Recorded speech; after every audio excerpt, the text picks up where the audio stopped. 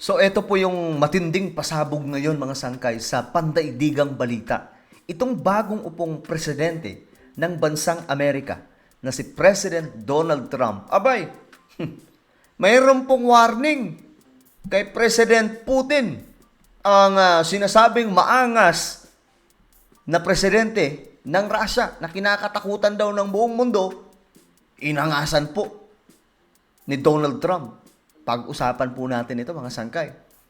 But anyway, bago tayo magsimula, paki-subscribe po muna yung ating YouTube channel. Tayo po ay road to 2 million subscribers na. Parami po tayo ng parami mga sangkay. Kaya naman, kung ikaw ay hindi pa po nakakapag-subscribe, makikita nyo po yung subscribe button sa baba ng video na to. I-click nyo lamang po yung subscribe, i-click ang bell, at i-click nyo po yung all. Sa mga nanonood naman po sa Facebook, syempre, i-follow nyo po yung ating Facebook page. Alright? Shoutout nga pala sa lahat ng mga solid sangkay dyan. Naway, ayos lamang po tayo mga sangkay, no?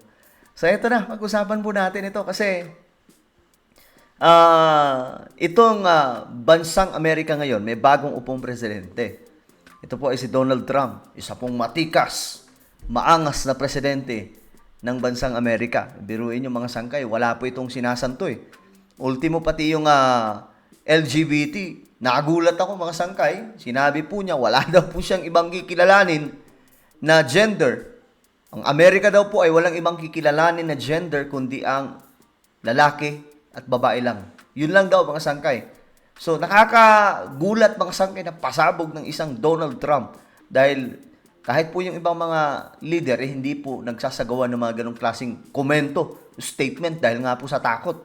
Pero ngayon, Donald Trump wala pong takot mga sangkay, no? At eto na ang sumunod na balita.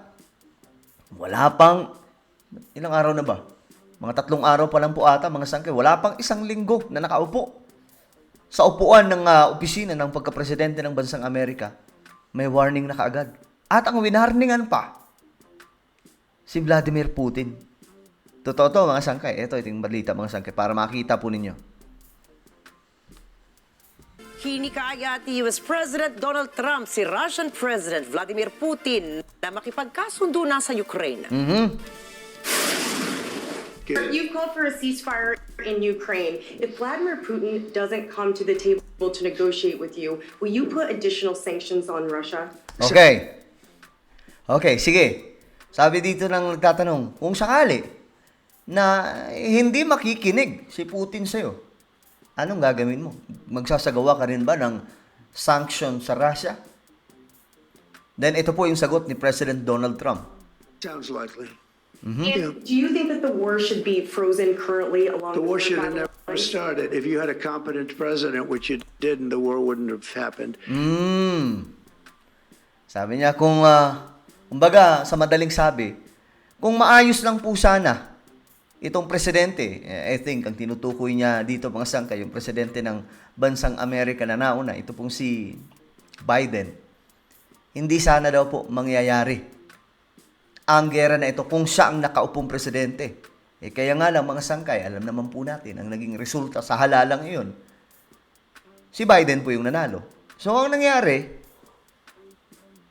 siya po ang nakapagmaniobra halos sa buong mundo. Pero mga sangkay, ang nakakagulat lang, parang pinagtatawanan lamang po itong si Biden ng buong mundo mga sangkay.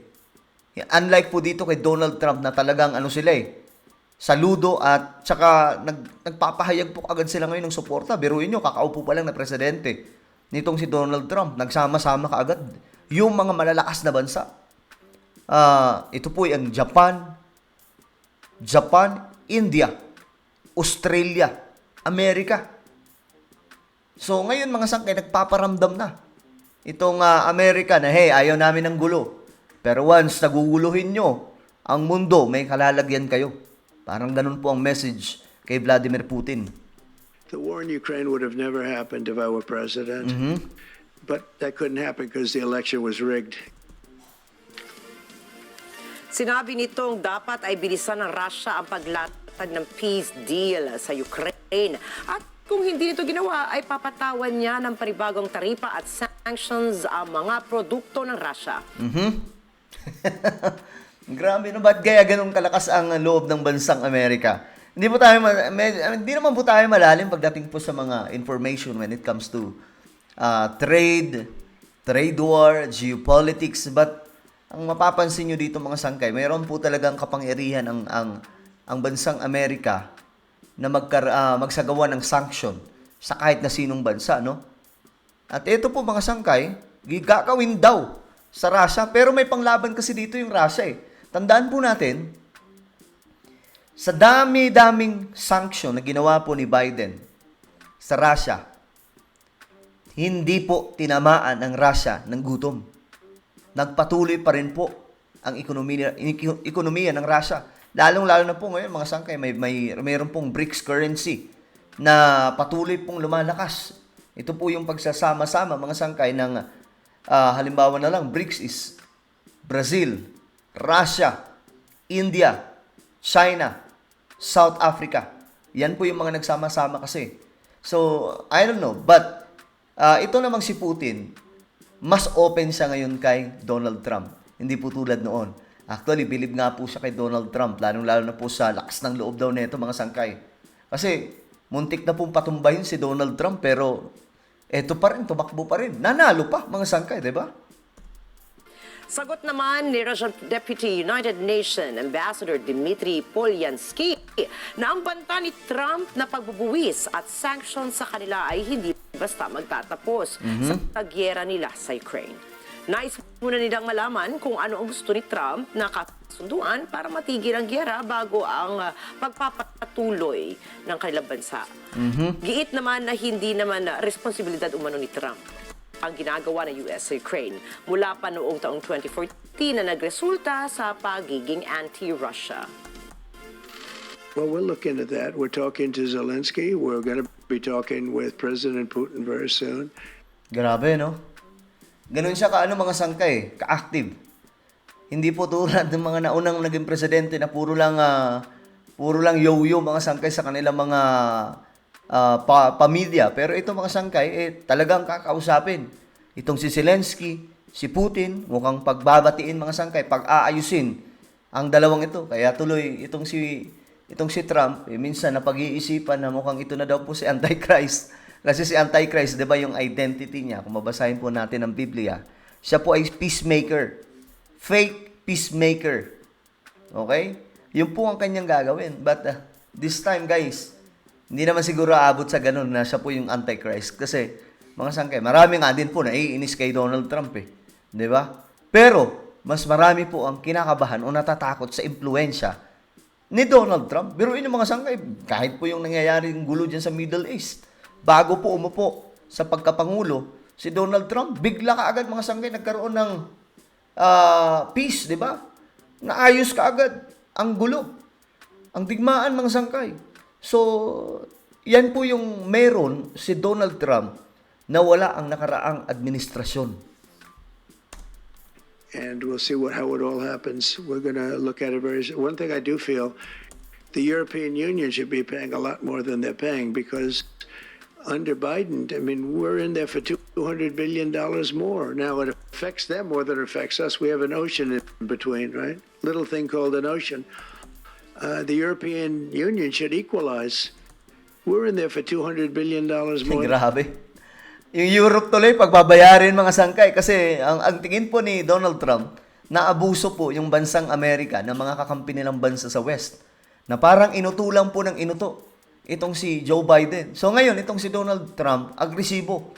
Kahit magkakampi tayo, magbabayad pa rin kayo. Kasi itong ginawa nyo sa aming bansa. Than the European Union. I mean, what are we, stupid? I guess the answer is yes. Because they must think so. But the European Union takes advantage of us tremendously on trade. Grabe. Mabibigat ang salita ni Donald Trump, mga sangkay. Well, ano ang inyong opinion tungkol po dito sa warning ni Donald Trump sa presidente ng Russia? Bibigyan ng sanction? Ang tingin nyo ba makakaapekto ito kay Putin? Ano kaya magiging reaksyon ngayon dito ni Putin na ang taong ito mga sangkay wala pong walang preno yung bunganga. Talagang lahat ng gusto niyang sasabihin niya. Pero ito kasing si Donald Trump matalino. Every time na magsasalita siya, makikita mo mga sangkay na may pinagbabasihan siya. Hindi yung tipong na Nagsasalita lang, banat dito, banat doon. Pero mga sangkay, wala naman pala talagang pinagbabasihan. Ito mayroon. At saka may talino, negosyante po yan, mga sangkay eh. 'Di ba? Bilyonaryo. Well, ano po ang inyong opinion? Sa tingin nyo ba tatablan dito President Putin? Just comment down below. Meron po akong isang YouTube channel, guys. Ito po ay Sangkay Revelation. I-subscribe nyo po ito ngayon din, mga sangkay. I think makikita nyo po ngayon sa screen, no? May bilog dyan. Pindutin nyo po yan. May Sangkay Revelation dyan na makikita. Pindutin nyo po yan. Tapos i-subscribe nyo.